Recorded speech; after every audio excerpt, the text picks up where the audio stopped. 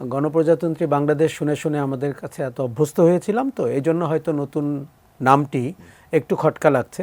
কিন্তু আপনি যদি এর মর্মার্থ দেখেন, যেখান থেকে নামটির সূচনা হয়েছে, যে দেখুন আমাদের গণতন্ত্রের মূল সমস্যা হচ্ছে ভারসাম্য না থাকা, মূল সমস্যা হচ্ছে ক্ষমতা কেন্দ্রীভূত হয়ে যাওয়া, মূল সমস্যা হচ্ছে নির্বাচিত কিংবা মানে গাঁজাখোরে নির্বাচনের ভেতর দিয়েও যারা ক্ষমতায় টিকে থাকেন তারা অনেকটা রাজা রাজা আচরণ করেন।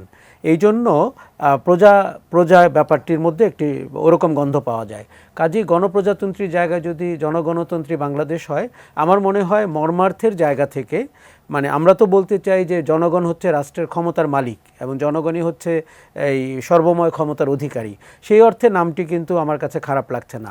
তবে আরেকটি জিনিস আপনি খেয়াল করবেন যে ইংরেজিতে কিন্তু আগে যা ছিল সেটিই রয়েছে। আমরা শুধুমাত্র অনুবাদের ক্ষেত্রে আরেকটু ফোকাসড, জনগণ কেন্দ্রিক, প্রো পিপল অনুবাদের চেষ্টা করেছি। না, আমরা অনেক বছর ধরে বলছিলাম যে সমাজতন্ত্র, জাতীয়তাবাদ, গণতন্ত্র এই খুব কনফ্লিক্টিং, এবং আপনি কখনো এগুলো আসলে ঠিক বোঝানোর কেউ ছিল না যে এই চারটি বা তিনটি একই রকম শাসনতান্ত্রিক বা বিরোধপূর্ণ শাসনতান্ত্রিক টাইটেলের কারণটা কি। কাজে আমার মনে হয়েছে ধর্মনিরপেক্ষতা নিয়ে অনেক কথা হওয়া উচিত। কেননা আমি মনে করি যে আমরা যেই রকম সমাজের স্বপ্ন দেখি সেখানে ধর্ম যার যার, উৎসব সবার, এই যে কথাগুলো বলছি 54 বছর ধরে অন্তত এই একটি জায়গায় আমাদেরকে অনেকখানি এক মনে হতো। একনল হ্যান্ড ওয়াশ 100% প্যারাবেন ফ্রি, তাই নিরাপদ হাতের জন্য আস্থা রাখুন একনলে। কাজেই ধর্মনিরপেক্ষতা বাদ দেওয়ার সুযোগ দরকার ছিল কিনা আমি প্রশ্ন রাখছি, কিন্তু বাকি দুটি কিন্তু রিডান্ডেন্ট হয়ে গেছিল গণতন্ত্রের কাছে। কাজেই আমরা যদি তার জায়গায় যে চারটি নতুন যুক্ত করেছি, বিশেষ করে বহুত্ববাদ, এখন আপনি যদি বহুত্ববাদে সামাজিক সাম্য, ন্যায় বিচার এগুলোকে মানে যুক্ত করেন, সেটি বরঞ্চ আমাদের সংবিধানকে আরও বেশি প্রকাশ করার, বিশেষায়িত করার অথবা জনগণের অধিকার বুঝে নেওয়ার যে ক্ষেত্রটি সেটিকে অনেকটা প্রাঞ্জল করবে। আমরা দেখেছি কেউ বলেছেন 4 বারের প্রধানমন্ত্রী, কেউ বলেছেন 3 বারের প্রধানমন্ত্রী। তাদের এক ধরনের লজ্জা শরমও ছিল না, বিশেষ করে 4 বারের যিনি, যে শেষ 2 বার উনি অথবা শেষ 3 বার উনি কিন্তু ঠিক নির্বাচিত প্রধানমন্ত্রী না, কেননা আমাদের এক ধরনের অনির্বাচিত সরকার মনে হয়েছে। আর এরকম করে যেটি হয়, দেখুন আমরা দেশে ফ্যাসিজম দেখেছি, ফ্যাসিবাদ দেখেছি, কিন্তু উনি দলেও কিন্তু তাই ছিলেন, সংসদীয় দলেও তাই ছিলেন। কাজেই আমরা যে গণতান্ত্রিক রাষ্ট্রের স্বপ্ন দেখি তার একটা স্তম্ভ বা বড় স্তম্ভ কিন্তু গণতান্ত্রিক রাজনৈতিক দল। কাজে আপনি যদি ওঠেন একক ব্যক্তির কর্তৃত্ব স্থাপিত হয়, তাহলে কিন্তু দলটিও বিকশিত হতে পারে না, সংসদীয় ব্যবস্থাও বিকশিত হতে পারে না। আপনি খেয়াল করে দেখবেন যে আমাদের বড় দুটি দলে, বিশেষ করে আওয়ামী লীগে যেহেতু টানা 15 বছর ক্ষমতায় ছিল, এক ধরনের রাজতান্ত্রিক ব্যাপার পেয়ে বসেছিল।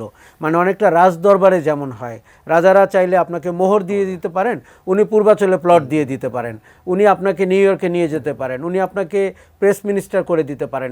একটা রাজতান্ত্রিক ব্যাপার, মানে কোনো নিয়ম নাই, মানে সরকার ব্যবস্থাপনার কোনো নিয়ম নাই।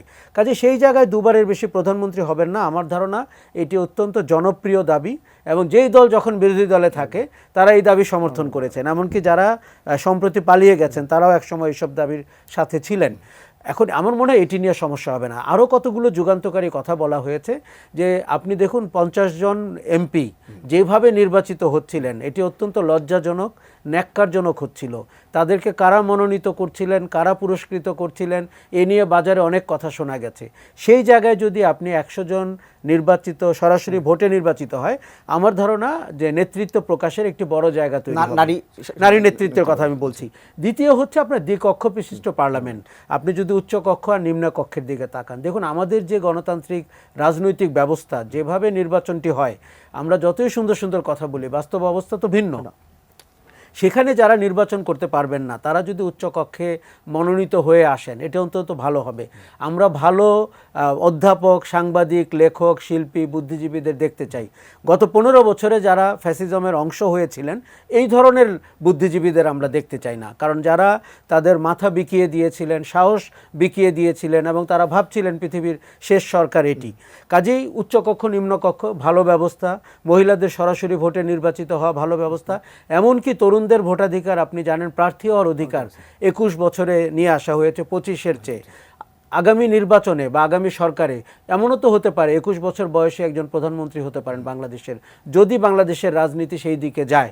কাজেই আমরা মনে করি যে এই সংস্কার প্রস্তাবনাগুলো অনেকটা র্যাডিক্যাল, কিন্তু অনেকটা যুগোপযোগী, এবং বিগত শাসন আমলগুলোতে যেই সমস্যাগুলো আমরা দেখেছি তার বিপরীতে সম্ভাবনা তৈরি করছে।